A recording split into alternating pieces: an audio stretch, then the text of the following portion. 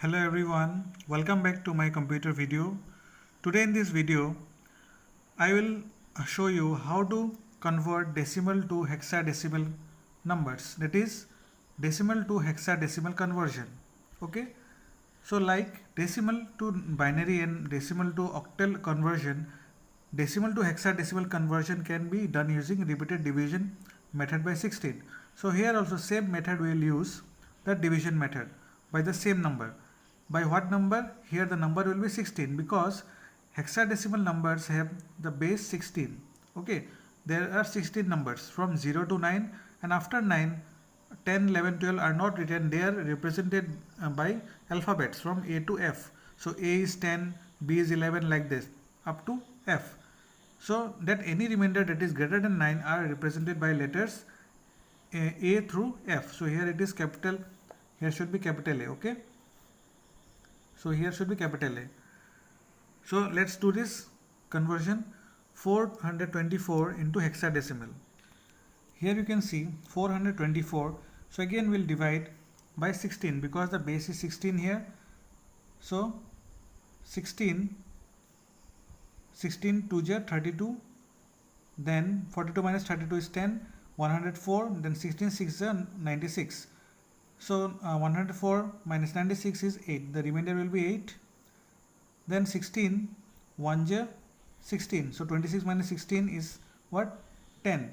So here we'll not write 10 here. Okay, we'll write A here because we know that A is 10.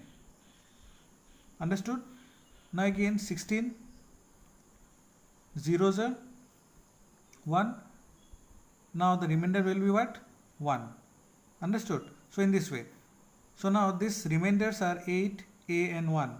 So we'll do the backward counting like this from top bottom to top in this way. Understood? So how what is the answer now?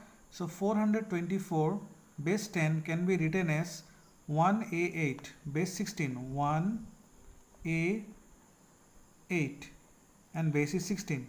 So this is the hexadecimal conversion of 424. Understood? So we got this answer. Now we'll go to the next topic. The same topic, the difference is here you'll get the decimal fraction. So decimal fraction to hexadecimal conversion. So here also you do the there will be what? Two parts, the whole number part and the fractional part. Okay, so whole number part will be solved like this only, and the fractional part, what we do, we will multiply with 16. Here you can see 212.03125. So the fractional whole number part is solved in this way, and the fractional part will be multiplied by 16, and the answer we'll get here again you have to multiply with that answer with 16. So the digit, the number which is before the decimal point, you have to take this as the answer and you have to count it from top to bottom. So all the rules were same that we have seen in earlier conversions. Understood? So let's do this. So here you can see 212.03125. So when you break this number in addition form, so 212 is the whole number part, so plus 0.03125, it is the fractional part. So we'll solve this separately. So let's start with 212. So here you can see 212 will be divided by 16. So 16 1 is 16, then 21 minus 16 is 5, so 52, so it will be 16 3 is 48, so 3. So the remainder will be what? 4. Okay, when you minus 52 minus 48 is 4. Now again 16, so this is less than 16, so we have to multiply with 0. So 16 0 is 0, then the remainder will be 13, but we will not write 13 because it is more than 9. So 13 can be written as what? D, because here it is in hexadecimal 13 is D only. Okay, so again we'll now write in this way. So after that this answer is D4. Okay, 212 hexadecimal is D4. Now this fractional part 0.03125 will be multiplied with 16. So when you multiply this number with 16, then it will be what? 0.5. Okay, the answer is 0.5. Now we'll multiply this 0.5 and again with 16. So 0.5 into 16. So answer will be what? 8. Okay, 8.0. So when you get this 8, then we'll stop here. Okay, that means after this point, if you get 0, then we'll have to stop it. So here, how will you count this?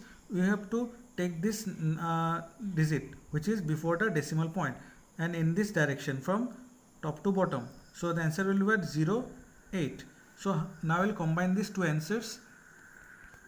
So in the combined form, it can be written as D4, okay, plus it will be what? 0, 8. So we'll give her point here, 0.08. Now we'll combine this, then the answer will be what?